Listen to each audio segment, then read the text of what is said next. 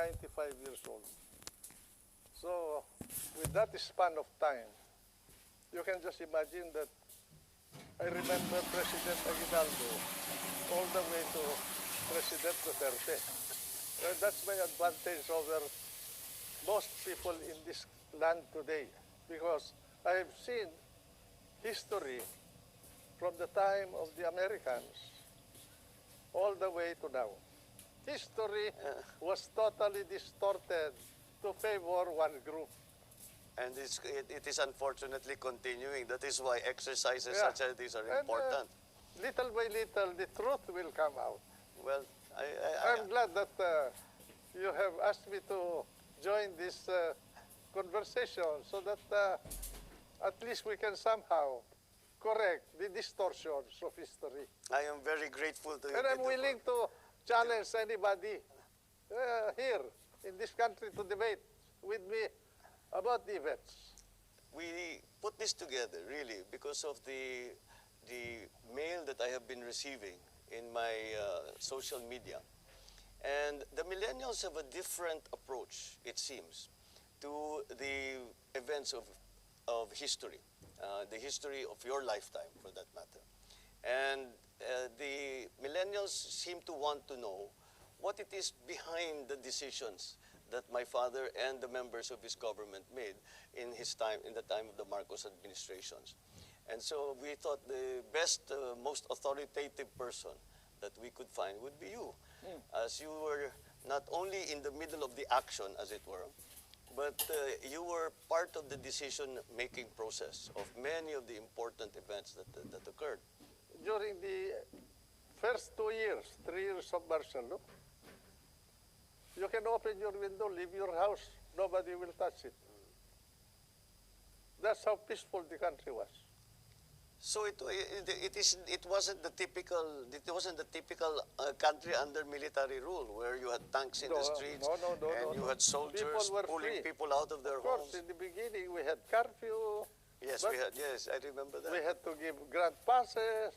So, Tito, the account you're giving as to the approach, the build-up towards a declaration of martial law and the actual implementation of it and the enforcement of the military rule is very different from what we are hearing. And for you, Tito, for example, I mean, I hear it too, but of course, it's a different. You come from a different perspective. What is the biggest fallacy that young people now are being fed about the reasons behind and the actual events of martial law? They claim that we killed a lot of people, and that's why when I was interviewed by someone some time ago, I challenged her. Name me one that we executed, what we killed other than Limseng. What was the accusation? Was that they summarily executed? That we had 70,000 I hear persons those arrested, numbers too, which was not true.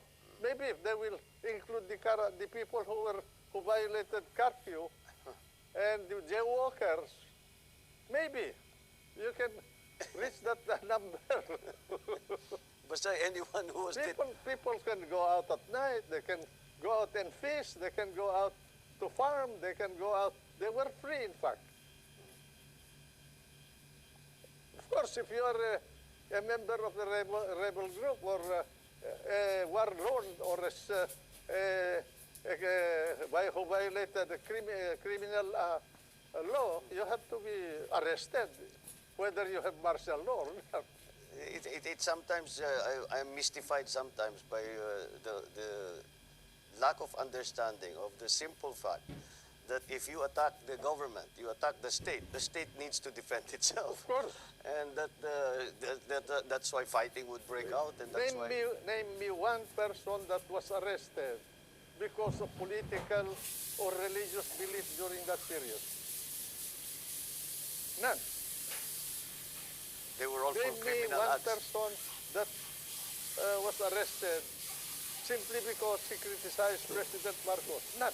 But there were a lot of critics still very, very vociferous and very speaking out against him and his administration, even during the martial law, when the country was under martial law. Jovi Salonga, for instance. Oh, He was involved in the Light the Fire movement and many others. There were very few were arrested. And they were released. They were inconvenienced for a while, but they were released. The late Pepe Jokno, he didn't want to be released. I told Pepe, just sign anything and just get out of here. I told him. All of that seems to have been lost in the accounts that we hear now. Well, I cannot blame the so-called millennials when they were born in 1980, no? Let's say, Yeah. Well, that's they a did good, not know anything. They just, what they know is what they read or heard. And it is, They read something that was based on inaccurate facts. During martial law, there were no massacres like what happened in Benjola during the supposed democratic government of Cory Aquino.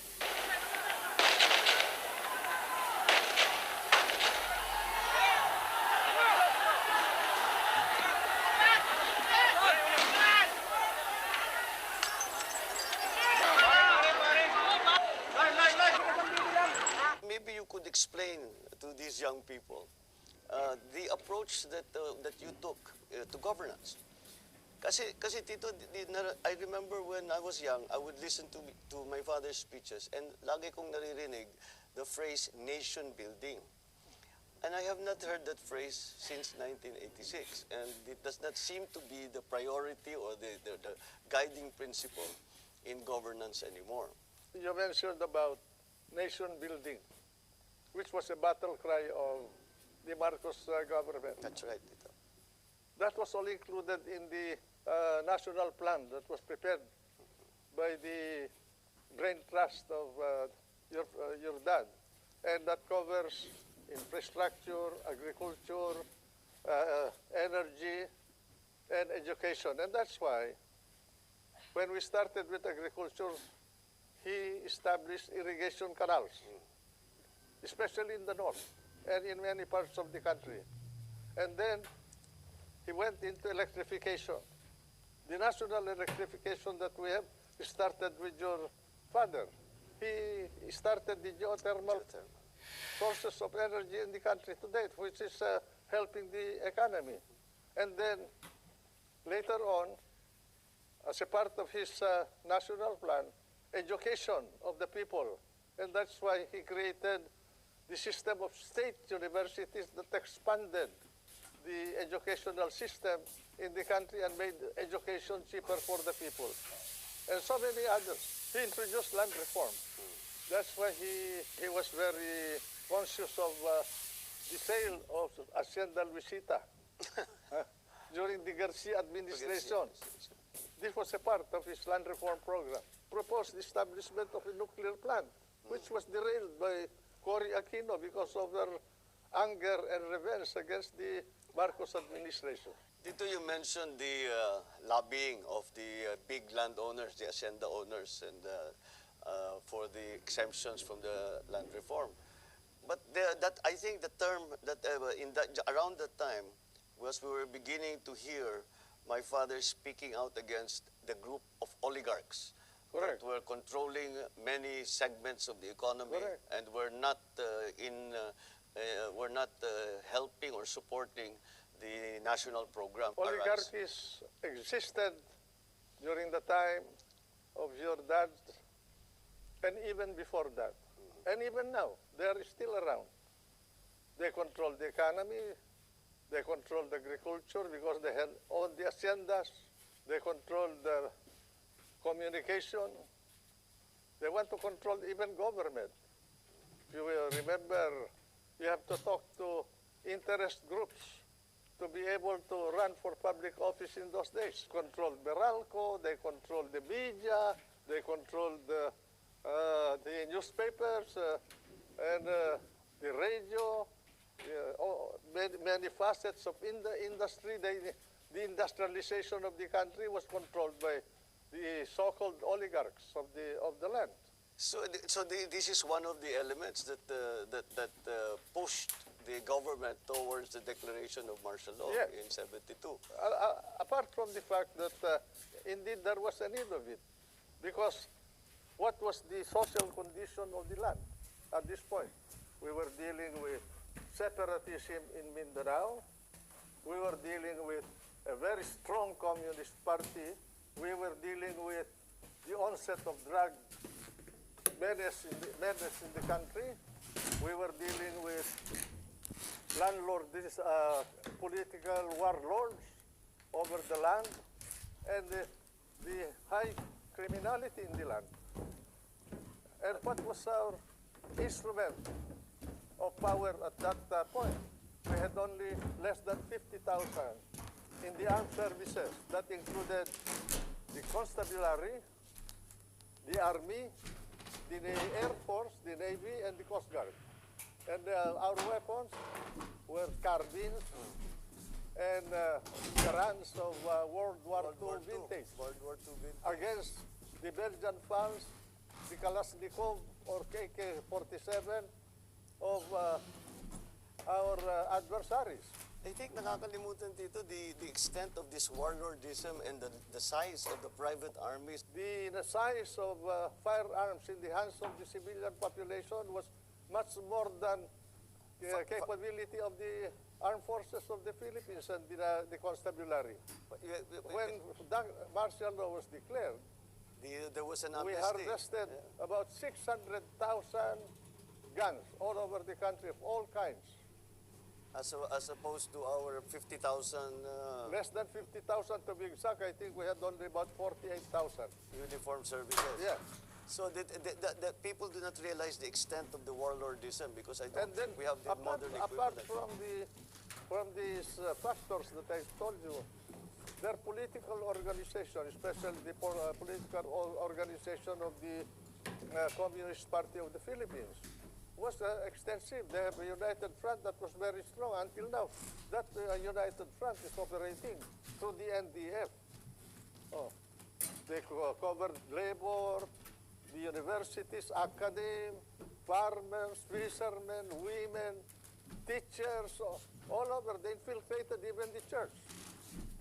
And we did not only have the armed elements of the Communist Party and the separatists, we had the Christian Liberation Army.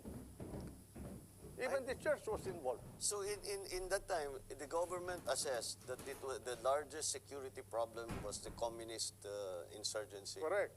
And that is that the martial law was really a response to that very... Correct.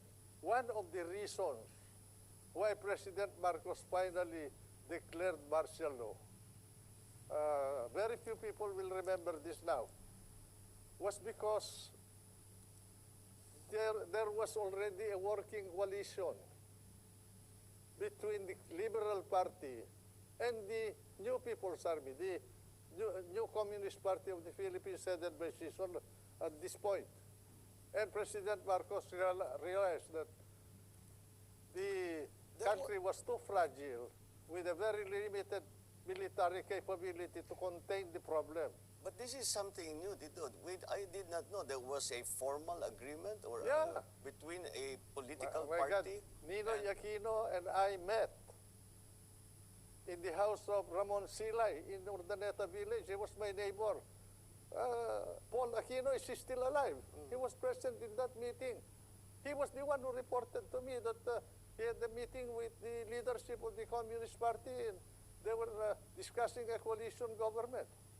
But this was together with the Liberal Party at the time? He was a member of the Liberal Party. But the Liberal Party hierarchy was part of this arrangement? Or? When President Marcos finally confronted them with information, they refused to talk to President Marcos. I didn't proclaim martial law alone. It is made to appear as if I just signed the decree and said, I impose martial law on each and every one of you. No. I asked the legislature to please pass a law proclaiming martial law because there was anarchy in the country.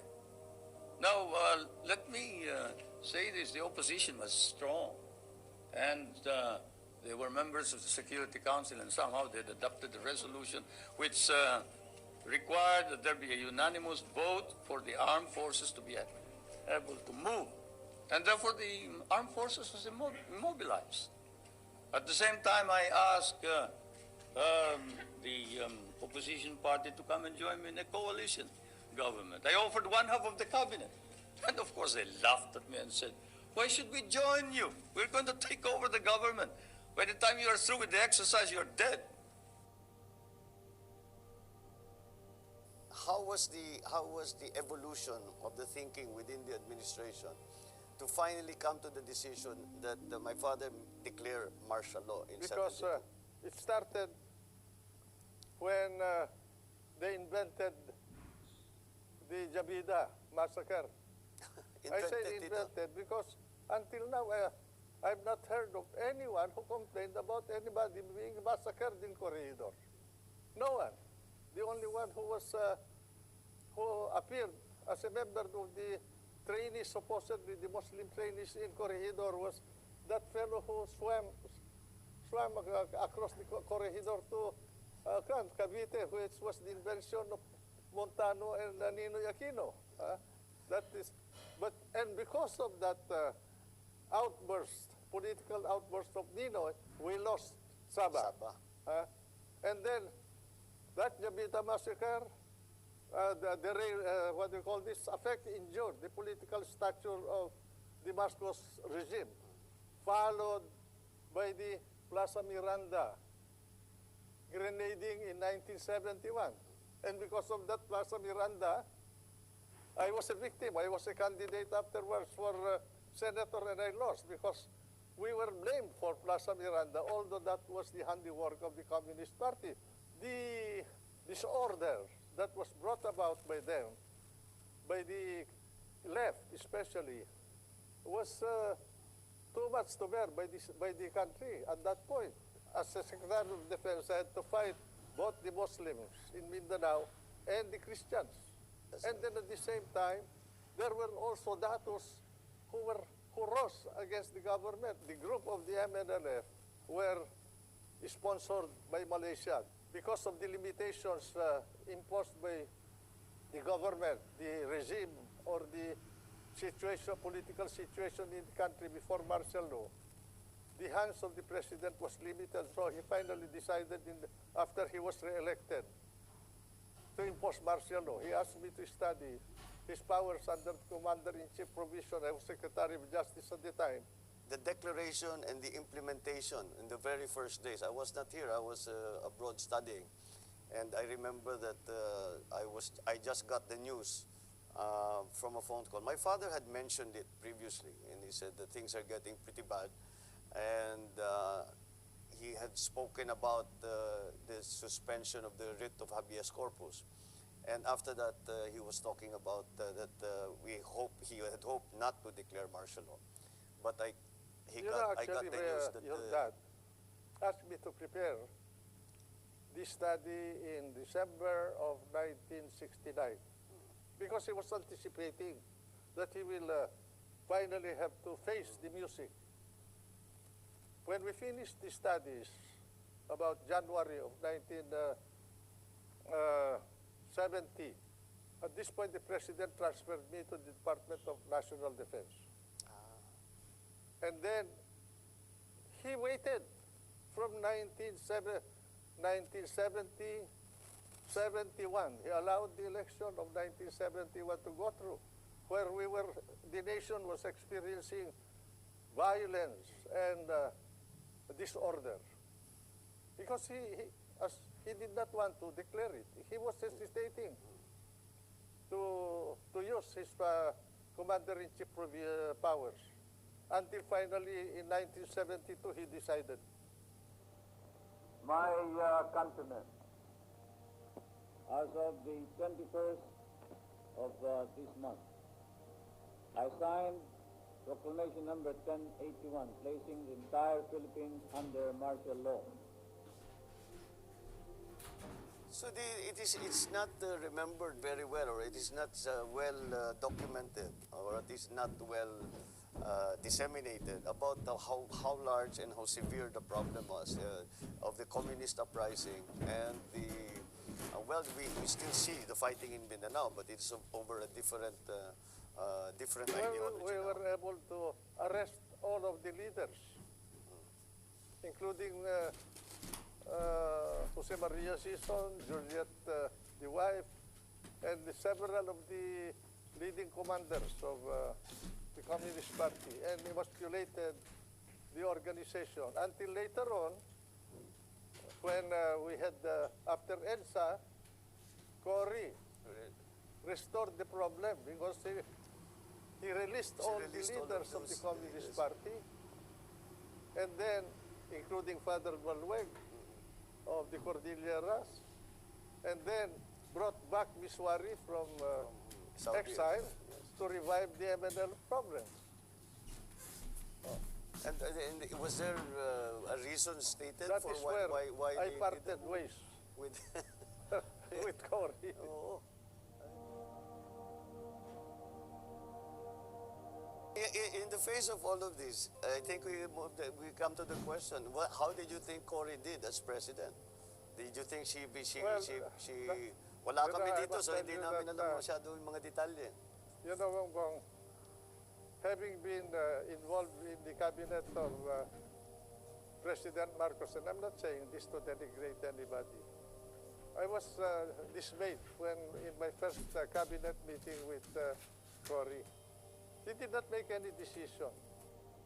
I'm sorry to say this, but I realized in that first meeting that I had in that cabinet, that the president that succeeded Jordan did not know anything about governance.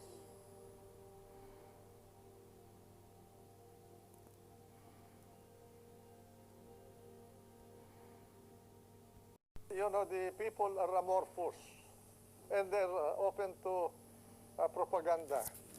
And these people are expected. You believe that propaganda was a very large aspect of the yellow movement? They have always been like that. Even during the time of your father, we were. They have people in all the media outlets. In your view, has the role of the media increased or decreased over the years? But it will increase, especially with the speed of communication now. We have the cell phone, the social media. You can read the news On your telephone? in your cell phone, and you can also text your opinion. They can manipulate public opinion. Even the surveys will be suspect at that point. Well, the surveys have already become a little bit are taken with a grain of salt already. Correct. So I guess that is a distinct possibility. So despite the fact that all of these things, the performances of those who ally themselves with the yellow group have been dominant, do you feel that that dominance will still last for the last 30 years? Do you think that No, dominance I will don't think- continue? I do not know whether they're dominant, but Well, not now, but Yeah. they have been. you know, if they have a smartmatic, the people are amorphous and they're open to propaganda. And these people are expected. You believe that propaganda was a very large aspect of the yellow movement? They have always been like that. Even during the time of your father, we were. They have people in all the media outlets. In your view, has the role of the media increased or decreased over the years? But it will increase, especially with the speed of communication now. We have the cell phone, the social media. You can read the news On your telephone? in your cell phone, and you can also text your opinion. They can manipulate public opinion. Even the surveys will be suspect at that point. Well, the surveys have already become a little bit are taken with a grain of salt already. Correct. So I guess that is a distinct possibility. So despite the fact that all of these things, the performances of those who ally themselves with the yellow group have been dominant, do you feel that that dominance will still last for the last 30 years? Do you think No, that dominance I will don't think- continue? I do not know whether they're dominant, but Well, not now, but Yeah. they have been. you know, if they have a Smartmatic,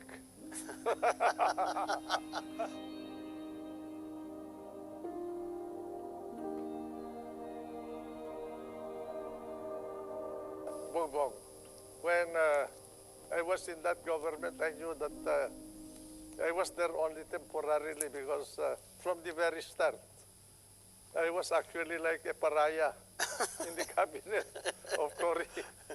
Yes, because you were considered the implementer, the main implementer of martial law. And I think some of the orders that were signed by you and not and by then President Marcos. So kayo talagang sinisisi doon sa martial At law. saka, hindi lang yun eh. 1 month after after your father departed, I thought he will reopen the Batasan Pambansa. No, he did not reopen. What she did was to consolidate power unto herself by writing her own revolutionary constitution and assumed the powers, the executive power and the legislative power. The only thing she left was judicial power. In the face of all of this, I think we come to the question: how did you think Cory did as president? Did you think she wala kami I dito, must so tell hindi you namin that, alam masyado yung mga detalye. You know, Bongbong, having been involved in the cabinet of President Marcos, and I'm not saying this to denigrate anybody, I was dismayed when in my first cabinet meeting with Cory, he did not make any decision. He will say, oh, Tito, Gingona, Tito, ikaw naman magsalita. Mon, ikaw magsalita. Oh, Doy. Ganon. Well, no decision. And I realized finally, personally, I'm sorry to say this, but I realized in that first meeting that I had in that cabinet, that the president that succeeded Jordan did not know anything about governance. And it showed afterwards. Well, it wasn't. He was the ones governing the country was not Cory. Other people who were around there. Oh. Well, it's not surprising because if you look at her record, she has no experience or even inclination, as far as I could tell, for government work or public service. Yeah. Well, I do not know whether it is true that she was very fond of playing mahjong. And that's why. Well, since we've come to the subject of Cory Aquino, and I guess that brings us to EDSA. We've had more than one, we number them, EDSA 1 and EDSA 2. But this popular uprising has become already a part of the political narrative or the political, the political methods of unseating a government or bringing a government down. In your view, is that a good development? Should it be part of the narrative? Should we choose our leaders this way? You cannot prevent people from marching in the streets to peaceably assemble for redress of grievances. That's constitutional. But in the case of the first EDSA, the question is why EDSA? Who decided that the event must be in EDSA? Cory did not decide that. None of the Liberal Party people decided that. They were all gone. They were in Cebu. While the drama in Manila was unfolding, Aquino was in the southern city of Cebu, continuing a post-election campaign advocating civil disobedience. It was there because we went to The Camp camps were there. Aguinaldo, That's right. and that is where the confrontation took place.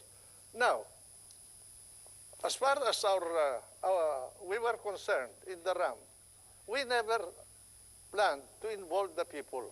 It was plainly, purely a military action, but with one condition, that we will not harm the president and his family.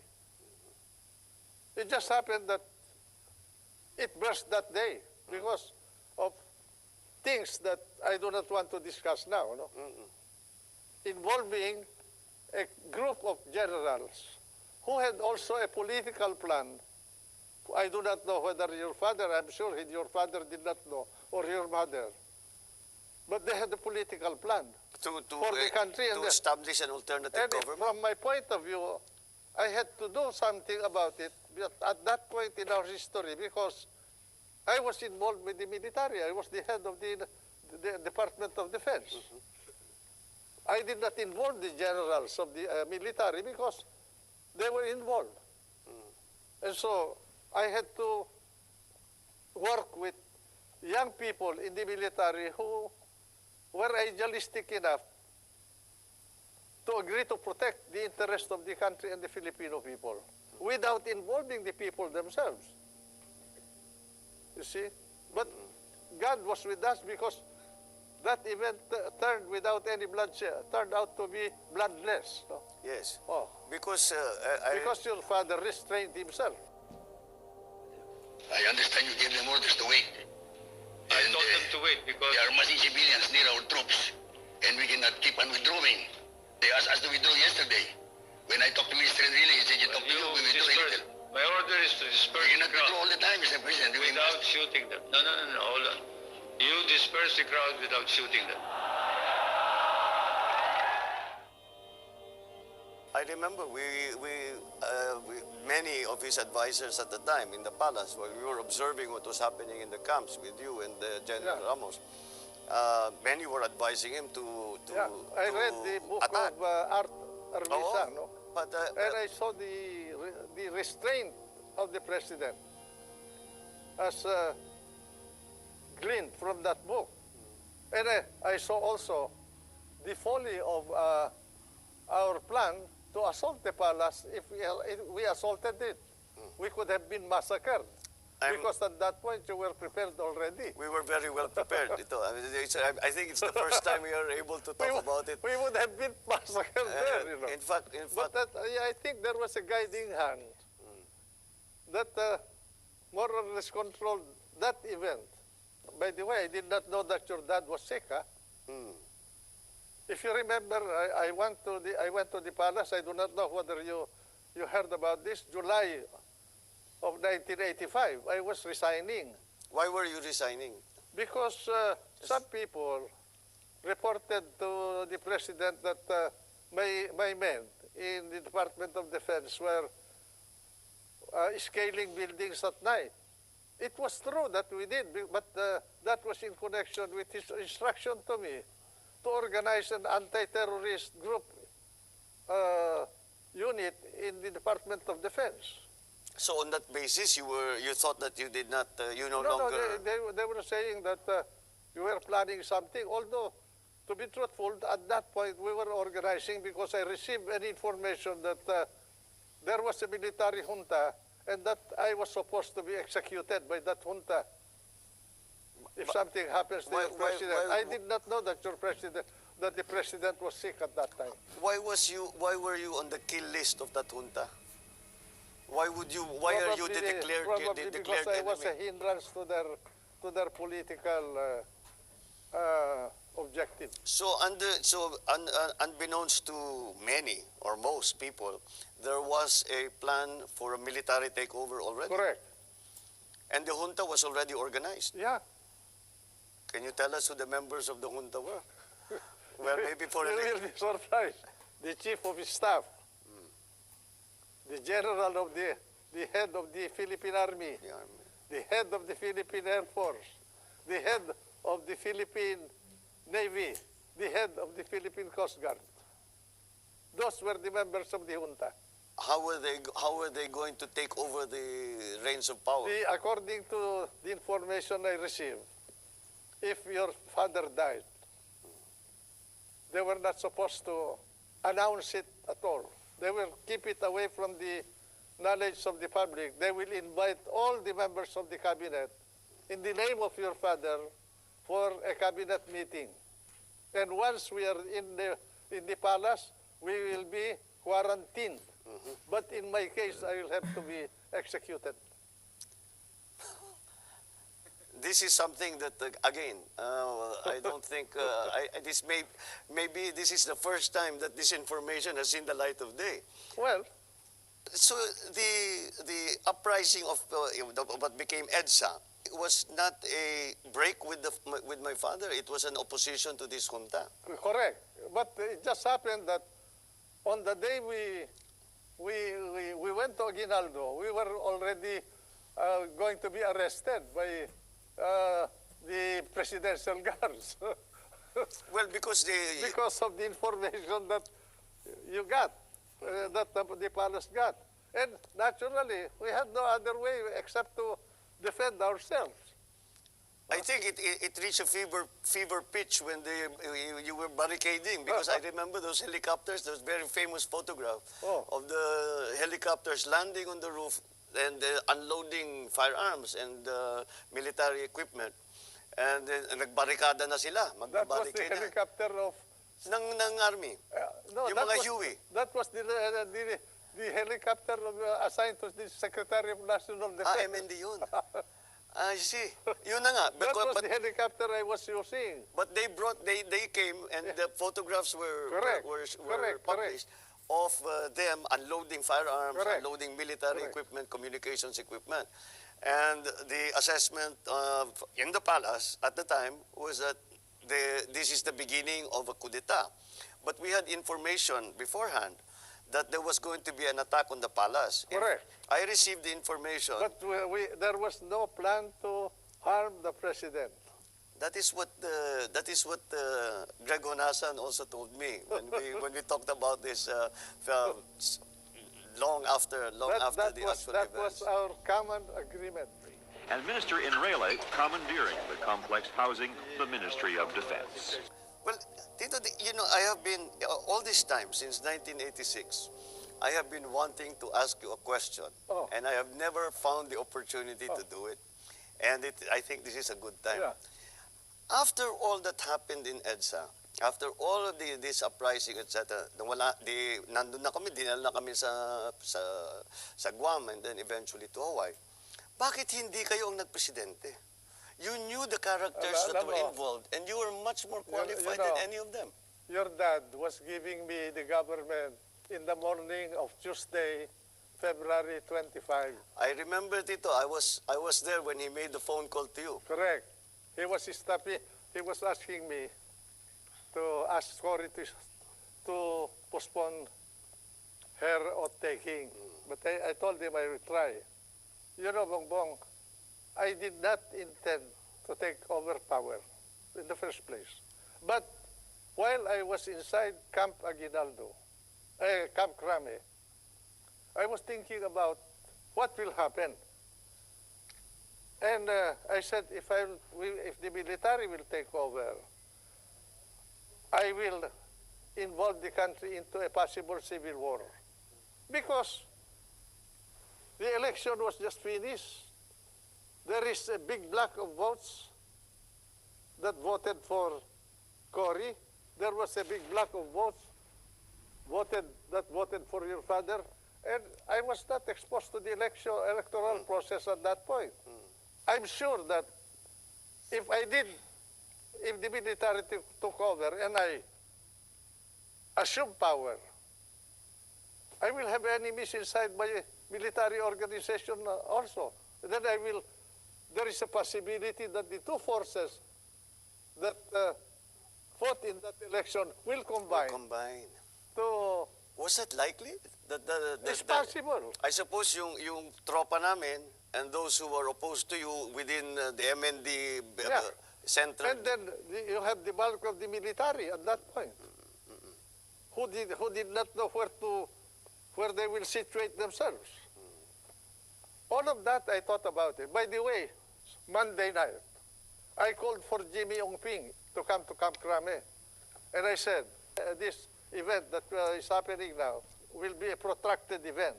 Let us organize a provisional government to handle the running of our revolutionary government. I said I proposed 5 cabinet positions, just defense, finance, local government, justice, and foreign affairs. Sa inyo yung 4, kako. the position. Sa amin, yung defense. Because I wanted to balance their political forces against the military forces. Alam mo ginawa nila that night? That is where I started to suspect them. They filled all the positions in the cabinet. They organized their own cabinet. But you had an agreement Yeah, previous to well, that. I had an agreement with Jimmy Ungping. Mm. Ay kako, hindi po na mga totoo na tao na itong kausap. Yes, it's always been a mystery to me because you were positioned perfectly to take over the reins of power. And we were all a little surprised watching this again from far away. And we were saying, for sure, I'm sure, si Minister... I was afraid not for myself, but for the country, that it will cause a bloodbath. I think you were similar in thinking to my father because one of the reasons, and I asked him this directly, is that why were you so hesitant to use force in 1986? Nung talagang papasukin na yung palasyo, binobomba na tayo, binabaril na tayo, ganun. Why were you not, marami naman kaming tropa, we were very well prepared. Because as I said, we received the information of an imminent attack on the palace 1 week before you and General Ramos went to Krame and made your stand in Krame. So we had a chance to prepare. So we were wondering why did we not fight back with force?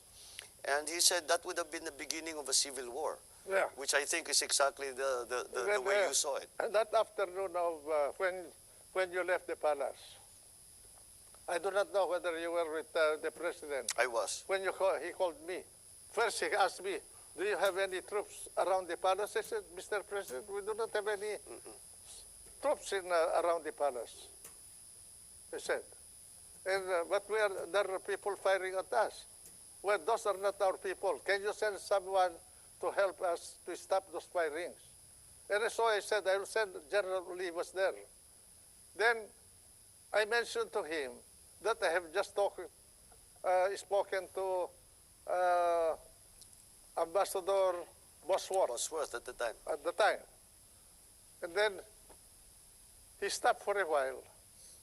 And then he said, can you call him back and ask him to make available to me the services of General Allen, Teddy Allen, so that we can leave Malacanang.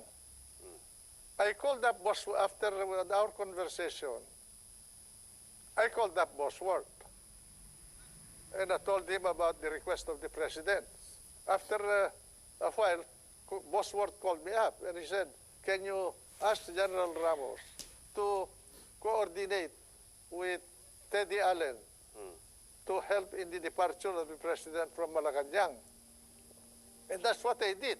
I remember very well that it was General Allen. We remember we were waiting for the American helicopters. Yeah. Because the presidential helicopters was also in Malacanang Park. Yeah. But they had already been strafed. So, may tama na, so they were, but then the proposal was that they would send helicopters from Clark. They sent 2 big helicopters from Clark. And I remember when we crossed Pasig River, the officer who met us was General Allen. After I talked to the president, I rode to Wakwak, to the house of Josephine Cojuangco, the sister of Cory, because that's where she was. Cory was there. And then when I arrived, his whole cabinet, the people who became her cabinet officials were there, and Doña Aurora. And then I reported to Cory about my conversation with your dad, as well as my conversation with Bosworth, and that the president, your dad, was departing Malacanang. And then Cory did not know anything about that event. She called Bosworth. And then I remember Cory saying, shouted over the phone, no, I do not want him here. Let's take him out. That's it. I remember that. I remember that. That was in the middle of the night already. We were already in Clark. The Americans were still did not know quite what to do with us. The original arrangement is that we will be flown Because to Ilocos. Cory requested that from Bosworth when I made the report to Cory.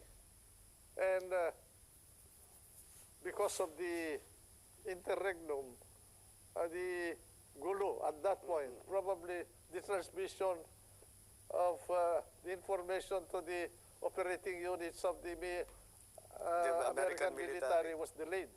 Well, we were awoken. We hadn't slept, but it was in the middle of the night. I remember General Allen asked to see my father, and I said that he's resting and he's not in the best of health. And what is it about? And he sat us down and he said that we were surrounded by NPA forces, and that there were two columns of NPA units coming. There were no NPA. Well, that was already they misinterpreted the Poway to Hawaii. that was what eventually became the joke. On that basis, they said, we have to fly you out immediately. And instead of going to Poway, and the excuse that was given was that we cannot fly to Poway because Poway does not have lights to land in the middle of the night. Because, you know, I knew that your dad had an intention of going up north. Because in the morning of Tuesday, he asked, if I go north, do you think I'll be protected? Of course, I told him. And if I get out of the country, can I come back? And of course, Mr. President, you are a president of the country, you are free to come back to the country. Those were my answers to him. Oh. So it was very much a decision at that time na ayoko dyan. Basta get him out of the country was then Cory's decision. Well, siguro sabi ni, nakinig sila kay Cory, yung mga Amerikano, because sabi niya, peremptory yung kanyang sabi.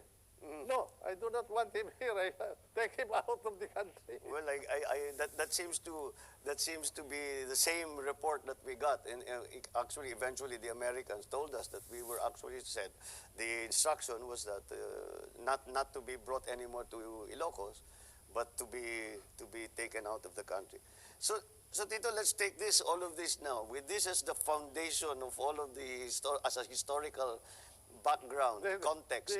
The history was totally distorted to favor one group. And it is unfortunately continuing. That is why exercises such as these are important. Little by little, the truth will come out.